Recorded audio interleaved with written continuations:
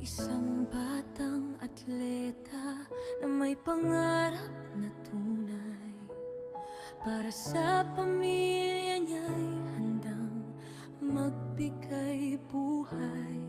Sa bawat pawis at hirap, hindi kailanman sumuko.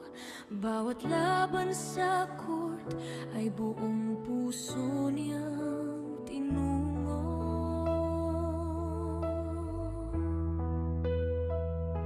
Taglay ang tapang at lakas sa bawat pagkakataon. Pinatunayan sa lahat ang kanyang determinasyon.